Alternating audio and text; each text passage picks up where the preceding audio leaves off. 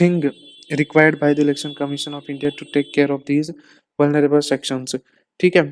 Now we have discuss about the achievements of the Election Commission of India.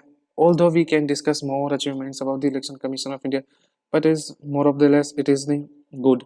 And we will discuss about the challenges of the Election Commission of India, like what are the challenges which are facing by the Election Commission of India till today. So first of all, we will discuss about the independence of the Election Commission of India. It is the challenge in itself that the Election Commission of India's independence.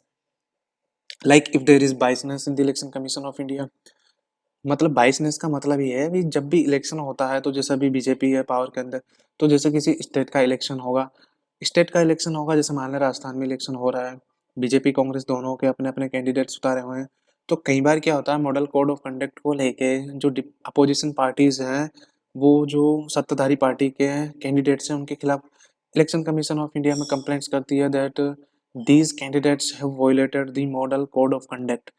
But sometimes Election Commission of India doesn't take any kind of the actions on them. This is the kind of allegation and accusations by the opposition party. So कहीं ना कहीं it questions the independence of the Election Commission of India. Okay. तो सबसे पहले independence है कि नहीं है, तो इंडिपेंडेंस किसी भी इलेक्शन कमीशन ऑफ इंडिया का किस तरह से किया जाएगा.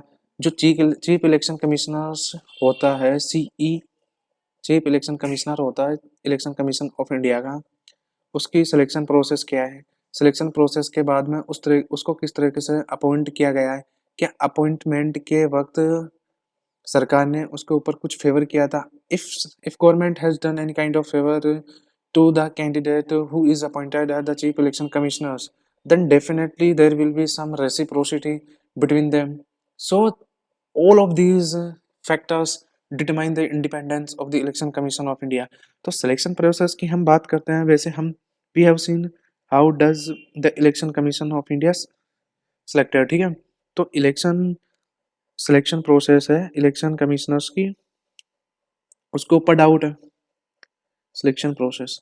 अब हमने सिलेक्शन प्रोसेस पढ़ी ली थी पहले, तो देख भाई सिलेक्शन कमेटी होगी, सिलेक्शन कमेटी से पहले सर्च कमेटी होगी. सेक्शन 6 जो रहता है इसका एक्ट है उसके अंदर, तो सर्च कमेटी के अंदर कौन था, एक तो लॉ मिनिस्टर था, लॉ मिनिस्टर के साथ 2 सेक्रेटरी थे, वो 5 लोगों की लिस्ट बना के तैयार करेंगे.